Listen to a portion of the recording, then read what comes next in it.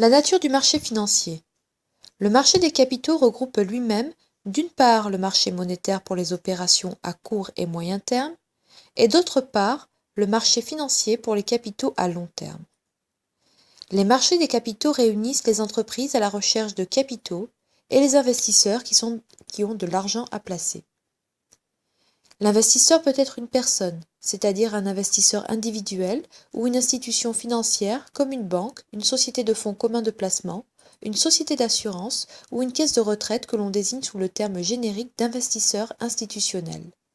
Le marché des capitaux facilite le transfert de ces fonds. Le marché monétaire est composé du marché interbancaire, qui est un marché réservé aux banques. Elles s'échangent entre elles des actifs financiers de court terme, entre un jour et un an.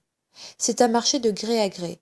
Cela signifie que les banques traitent et négocient librement entre elles.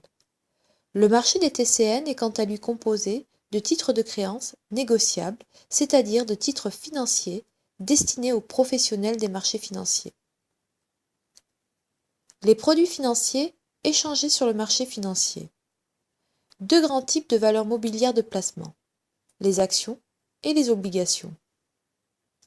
On parle d'introduction en bourse lorsqu'une entreprise propose au marché financier d'acquérir une partie de son capital sous forme d'actions. Les investisseurs deviennent actionnaires de l'entreprise s'ils acceptent de payer le prix proposé par l'entreprise. Trois raisons peuvent amener une entreprise à s'introduire sur le marché boursier. L'ouverture du capital si l'entreprise n'est pas encore émise d'actions. L'augmentation de capital si l'entreprise est déjà présente sur les marchés en actions. Et la privatisation si son capital est détenu par l'État. Dans tous les cas, il s'agit pour l'entreprise de mobiliser de l'argent frais pour continuer son développement. Une action n'est pas remboursable, sauf en cas de rachat d'actions voté en assemblée générale réunissant l'ensemble des actionnaires ou d'un retrait de la cote, mais c'est très rare. Dans tout autre cas, un actionnaire qui souhaite se séparer de ses actions doit passer par le marché secondaire. La valeur de l'action dépend du contexte et de l'engouement pour le titre. Pour le cas d'une demande trop forte, l'entreprise peut prévoir de limiter la quantité servie par souscripteur. Les actionnaires se voient reconnaître plusieurs droits. Le droit permanent à l'information sur différents points administratifs et comptables. Le droit de vote, qui reste la prérogative la plus importante. Le droit de percevoir des dividendes, à noter que cela dépend des résultats de l'entreprise et de la décision prise lors de l'Assemblée générale. Le droit de revendre l'action sur le marché secondaire. Les obligations concernent les plus grosses entreprises, les collectivités territoriales, l'État. Les ménages sont exclus. Les obligations sont des dettes. Il s'agit de titres de créance négociables et nominales. L'obligation donne le droit à son titulaire de percevoir une rémunération annuelle appelée coupon ou intérêt. Les investisseurs, propriétaires de ce titre de créance, ont le droit de revendre leurs obligations au prix du marché sur le marché secondaire. Les organismes de placement collectif en valeurs mobilières, SICAV et FCP.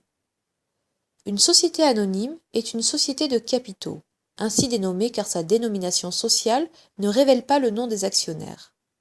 Son statut protège partiellement ses actionnaires en cas de faillite. La société anonyme émet des titres qui peuvent être des actions ou des titres de créance sur le marché financier et rachète systématiquement ces mêmes titres à la demande des actionnaires. En contrepartie, ces investisseurs perçoivent des intérêts et ou des dividendes. Les FCP, fonds communs de placement, sont une forme de participation ou de plan d'épargne salariale.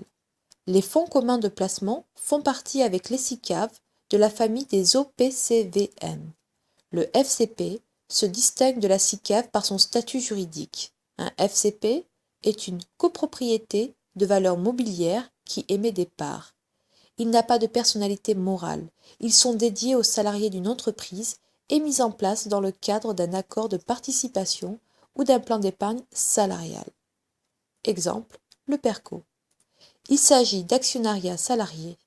Chaque porteur de parts dispose d'un droit de copropriété sur les actifs du fonds, un droit proportionnel au nombre de parts possédées. Le dépôt à terme. Un dépôt à terme est un dépôt bancaire qui ne peut être retiré qu'après un certain terme ou une période de temps.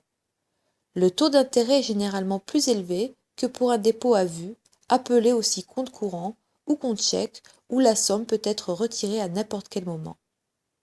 C'est tout simplement un prêt d'argent que vous accordez à une banque pour une durée fixe ou variable, selon un taux d'intérêt connu et convenu à l'avance. Chaque établissement fixe un montant minimal de dépôt. Le dépôt se fait en une seule fois. Il est impossible d'ouvrir un compte à terme pour une durée inférieure à un mois. La durée est variable. 1 mois, 3 mois, 6 mois, 1 an ou plus.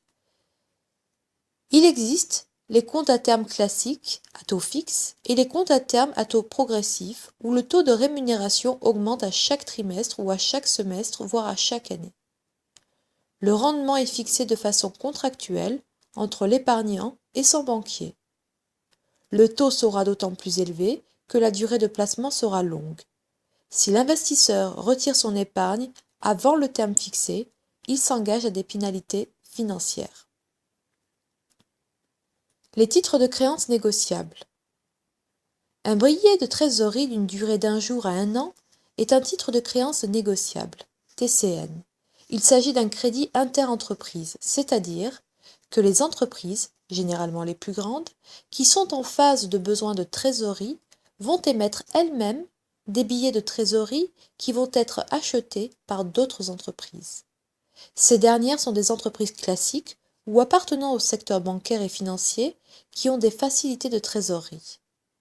Les entreprises ne peuvent pas émettre facilement des billets de trésorerie. Elles doivent satisfaire à des conditions de notation financière très précises, établies par des organismes indépendants. Les entreprises doivent justifier de leur santé financière et de leur solvabilité. Une entreprise A, qui a besoin de financement, émet donc des titres à l'entreprise B, qui a des capacités de financement d'un montant minimum de 150 000 € pour chaque titre. L'intérêt précompté est à l'avantage du prêteur qui reçoit les intérêts dès le début de l'opération. Il réduit une partie de son risque, l'emprunteur ne pouvant être défaillant sur le versement des intérêts. Il ne peut perdre que la somme prêtée. Les bons du Trésor à taux fixe. Un bon du Trésor est un emprunt émis par l'État. Il est émis pour répondre aux besoins de financement à moyen terme de l'État. Sa maturité est de 2 à 5 ans. Les intérêts sont dits précomptés et sont versés le jour de l'acquisition du bon. Sur le marché primaire, un État émet des titres d'un montant minimum de 200 000 € aux établissements de crédit qui sont les seuls autorisés à acheter ces titres sur le marché primaire et ainsi à répondre aux besoins de financement d'un État. En retour, les établissements de crédit perçoivent une rente à une date déterminée. Les établissements de crédit peuvent revendre ces titres au prix du marché sur le marché secondaire et les ménages y ont accès.